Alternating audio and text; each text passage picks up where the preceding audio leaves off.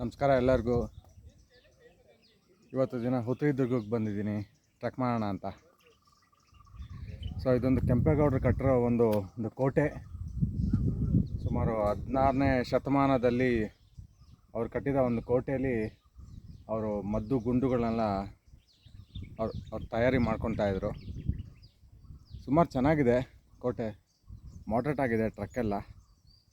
So ಸುತ್ತಮುತ್ತ ತೋರಿಸ್ತೀನಿ ಯಾವ ರೀತಿ ಇದೆ ಅಂತ. ಇವಾಗ ಸುಮಾರು ಬೆಳಗ್ಗೆ 8 ಗಂಟೆ ಆಗ್ತಾಯಿದೆ.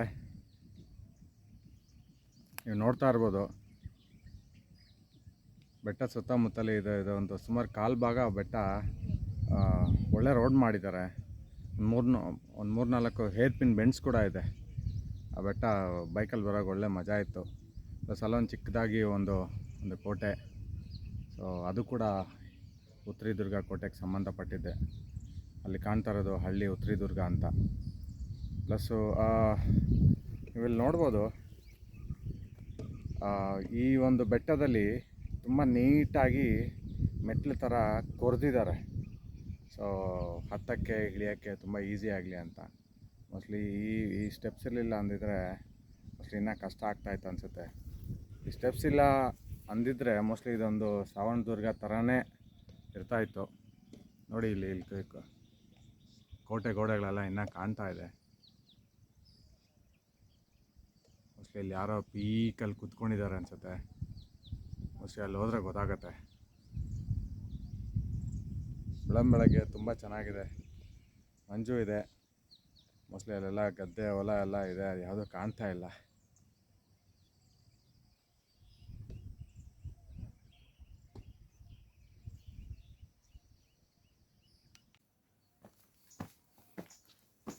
ಇದು ಮೊದಲೇ ಮಂಟಪದ ಬಾಗಿಲು ಅನಿಸುತ್ತೆ.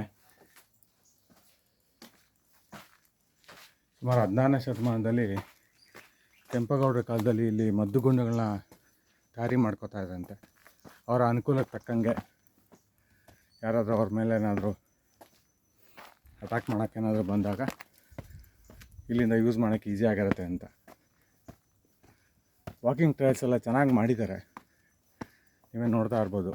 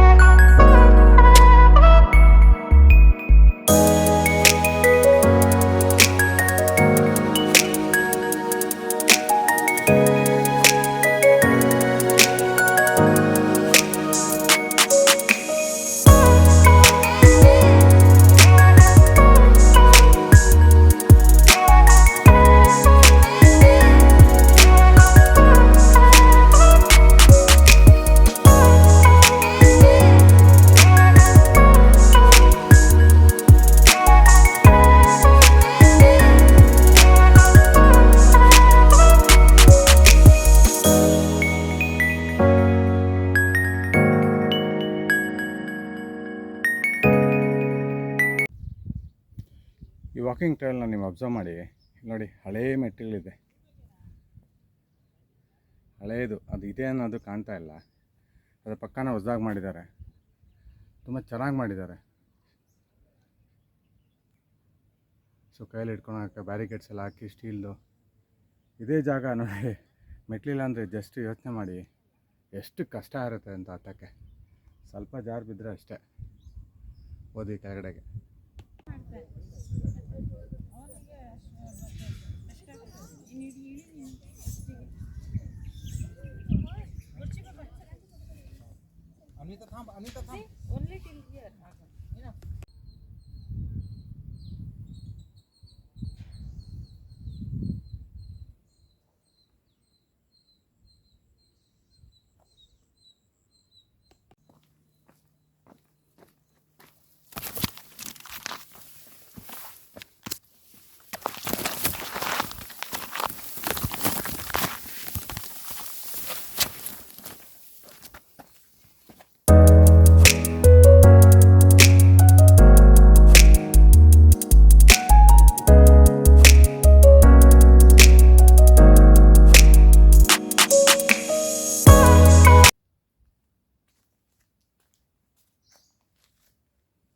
ನೋಡಿ, ಈ ಜಾಗದಲ್ಲಿ ಒಂದು ಮಂಟಪ ಇತ್ತು ಅನಿಸುತ್ತೆ. ನಮ್ಮ ಜನಗಳು ನಿಧಿ ಆಸೆಗೆ ಎಲ್ಲ ಹೊಡೆದು ಕೆಡವಿದ್ದಾರೆ. ತುಂಬ ಕರಿದಾದ ಜಾಗ.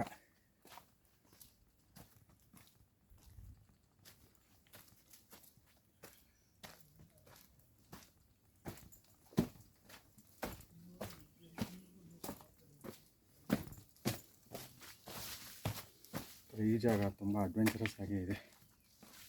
ಈ ಜಾಗ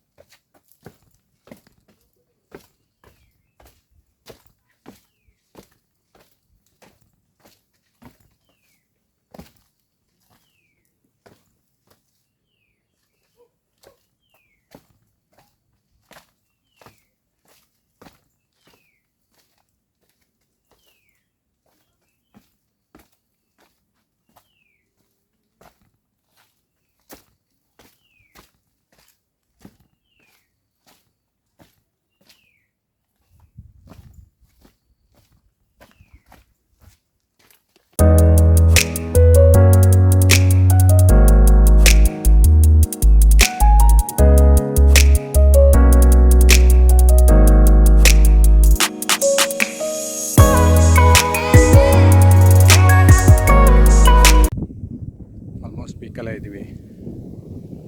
ಇದೊಂದು ವ್ಯೂ ಪಾಯಿಂಟ್ ಇದೆ ಇಲ್ಲಿ, ತುಂಬ ಚೆನ್ನಾಗಿದೆ.